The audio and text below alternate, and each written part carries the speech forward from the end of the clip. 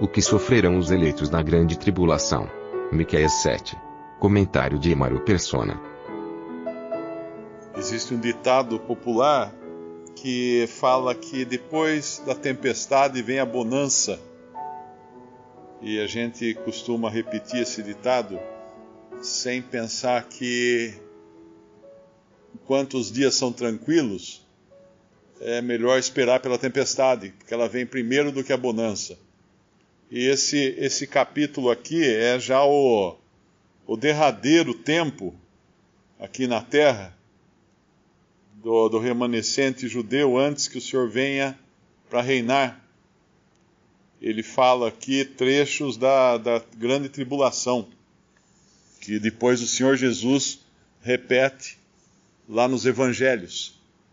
Então, virá uma bonança, sim, virá para esse povo, ainda há um descanso para o povo de Deus. Ainda há um reino a ser estabelecido na terra, mas antes disso vem a tempestade. Costuma-se dizer também que a hora mais negra da noite é aquela que antecede o nascer do sol. É um pouco antes do sol nascer, é que quando a escuridão domina mais. E aqui nós vemos esse estado de trevas, não apenas trevas morais, né, mas também trevas espirituais, quando eles não poderão, o remanescente de judeus fiel que irá se levantar, que irá crer, não poderá nem confiar nos da sua própria família. Apenas para a gente se situar, assim que a igreja for arrebatada da terra, o mundo ficará então à disposição daquilo que eram as profecias do Antigo Testamento. Os profetas do Antigo Testamento não enxergaram esses 2000 anos de igreja na terra. Eles foram até a vinda do Messias e só. A morte do Messias e só. Mas a igreja não foi prevista no Antigo Testamento, não estava lá. Era um mistério de Deus que estava escondido em Deus. Assim que o tempo da igreja começou, o relógio profético parou. Então, quando alguém vem e fala assim, isso que está acontecendo hoje são as profecias? Não são as profecias. As profecias estão paradas. Não tem nada acontecendo hoje no sentido profético, né, tem uma tempestade, tem um tufão, tem um terremoto. A profecia fala que tem terremoto. Não. Isso é depois. Então, quando a igreja for arrebatada da terra, que pode ser hoje, o que é a igreja? Todos os salvos por Cristo. Muito importante lembrar que a igreja é o corpo de Cristo formado por todos os salvos. Não é os que reúnem ao nome do Senhor, ou reúnem aqui ou reúnem ali. São todos os salvos. Todos estão espalhados por essa cristandade hoje, com muitas denominações, com muitas ideias diferentes, mas existem os que são de Cristo em todos esses lugares. Quando houve a divisão de Israel, e Jeroboão levou para o norte 10 tribos com ele, atraiu 10 tribos após ele, e construiu altares, construiu outros centros de adoração, Deus proveu para que aquele povo seu, que é chamado de Israel depois, aí chama-se Judá, os que ficaram em Jerusalém, e Israel, os que foram para o norte. Deus proveu para que eles não ficassem sem a sua palavra. Então, 2 dos maiores profetas da Bíblia ministravam entre as 10 tribos de Israel, e não em Judá, que eram Elias e Eliseu. Então, Deus não deixou eles descobertos. Então, onde quer que haja filhos de Deus, onde quer que haja cristãos salvos por Cristo, Deus estará usando pessoas para ministrar a eles, Deus estará fazendo com que eles sejam alimentados. É o rebanho do pastor.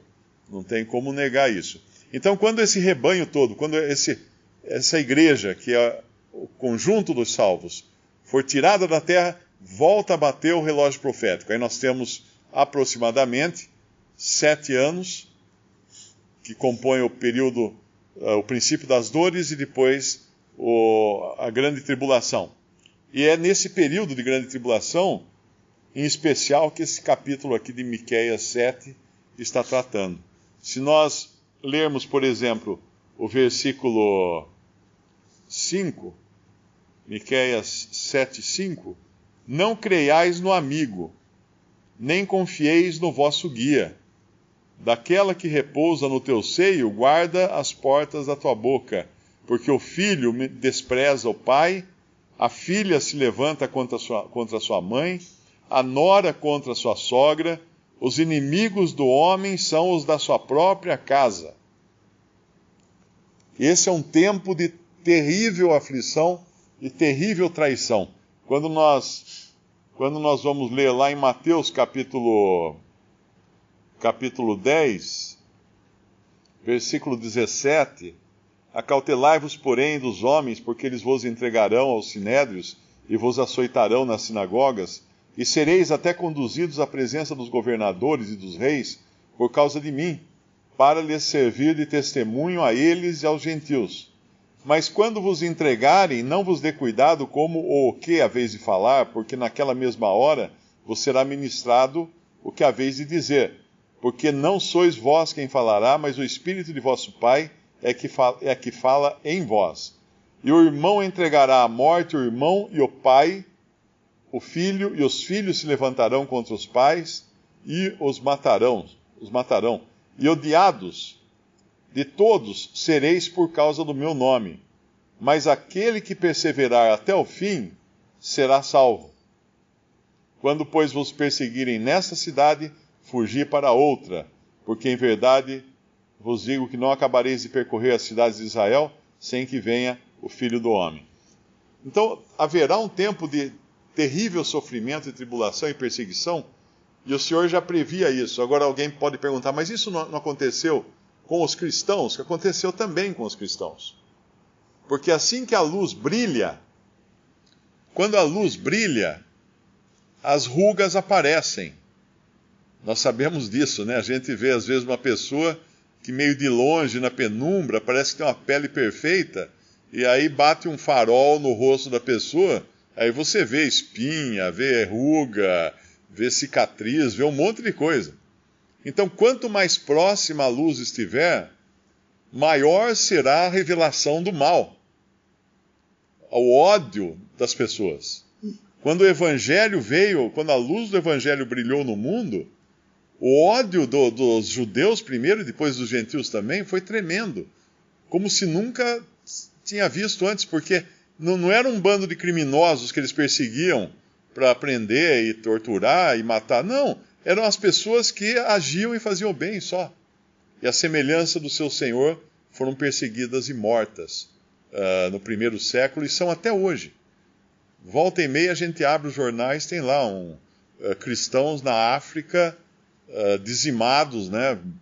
Os caras vão, fecham, trancam porta de uma igreja, de um lugar de reunião de cristãos e põe fogo dentro, com todo mundo dentro, e morre todo mundo. O que é isso? É o ódio que se manifesta quando existe luz.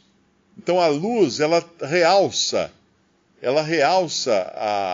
toda a imperfeição do homem.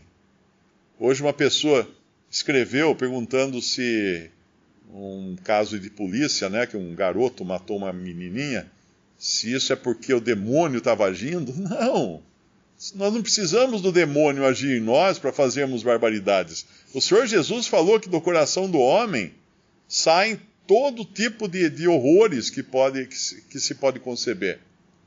Ninguém se engane, nós temos dentro de nós a maldade em estado latente. Qualquer coisa ela sai para fora. É isso que produz o coração do homem. Vem de dentro para fora.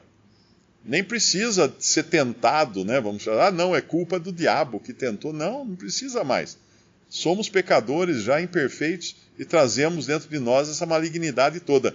Porém, agora salvos por Cristo e tendo o Espírito Santo habitando em nós. Então, esses daqui será nesse período em que eles serão muito perseguidos, que o nosso capítulo aqui de Miqueias fala, Quando o filho despreza o pai, a filha se levanta contra a mãe, a nora contra a sogra, os inimigos do homem são os da sua própria casa. Visite Respondi.com.br. Visite também 3minutos.net.